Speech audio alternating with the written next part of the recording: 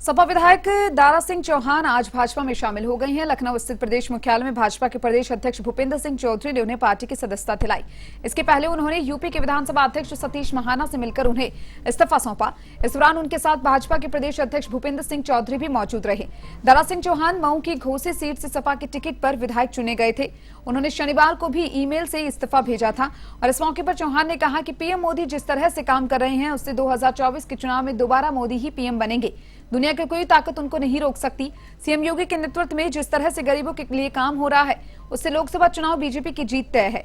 पूरी 80 सीटें बीजेपी ही जीतेगी। बता दें कि रविवार को सुबह सपा के राष्ट्रीय अध्यक्ष ओम प्रकाश राजभर फिर एनडीए में शामिल हो गए। शनिवार को गृह मंत्री अमित शाह से उन्होंने दिल्ली में मुलाकात की थी। इस दौरान राजभर ने 1 घंटे तक विभिन्न मुद्दों पर अमित शाह के साथ चर्चा की थी।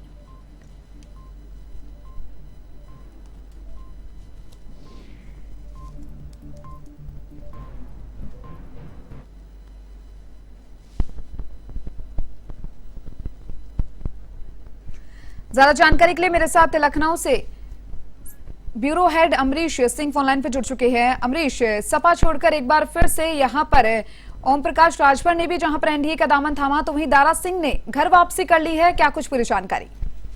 लेकिन निश्चित तौर पर दीपिका, आगामी 2024 लोकसभा का चुनाव नजदीक है और इसी के दृष्टिगत तमाम पार्टियां सब जोड़ तोड़ की राजनीति में है। जहां आज विपक्षी दलों की 24 विपक्षी दलों की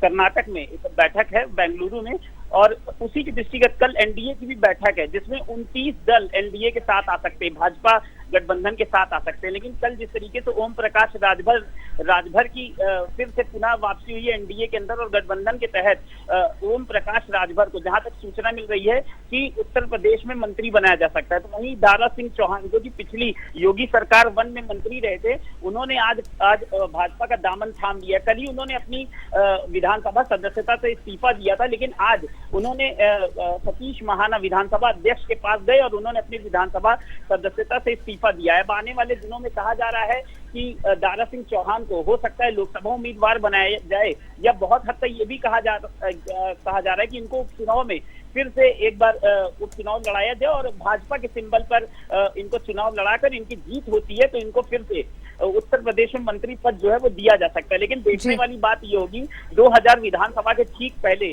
जिस दारा सिंह चौहान ने भारतीय जनता पार्टी में मंत्री रहते हुए अपना भाजपा से इस्तीफा दिया था और समाजवादी पार्टी के साथ वो आए थे, और लेकिन कुछ समय रहने के बाद फिर से भाजपा को ये बोला था कि दलित विरोधी है, पिछड़ा विरोधी है, और ये कहते हुए समाजवादी पार्टी का दामन थामा था और आज उसी समाजवादी पार्टी से दूरियां दिख रही हैं, तल्खियां दिख रही हैं। हालांकि उन्होंने समाजवादी पार्टी को लेकर अभी तक कोई भी प्रतिक्रिया नहीं दी है, लेकिन जिस तरीके से लगातार जो उत्तर प्रदेश में कुछ ऐसे विभिन्न चेहरे, बड़े चेहरे जो भारतीय जनता पार्टी के साथ फिर से आ रहे हैं, इसको देखते हुए कहा जा सकता है कि उत्तर प्रदेश के अंदर भाजपा अपना कुनबा जो है वो मजबूत कर रही है। जो उसके बड़े शीर्ष नेता हैं उनके ऊपर ये जिम्मेदारी सौंपी गई है कि जिन नेताओं का अपने अपने क्षेत्रों में वर्चस्व हो, जिनका अपने अपने क्षेत्रों में एक पहचान होती है, अपने खास अपनी जाति समीकरण को साध सकते हैं, उनको भारतीय जनता पार्टी फिर से साध रही है। वो चाहे महाराष्ट्र हो चाहे उत्तर प्रदेश हो, कहीं की भी राजनीति अलग नहीं है। भारतीय जनता पार्टी के पास एक बहुमत की सरकार है, प्रचंड लहर के साथ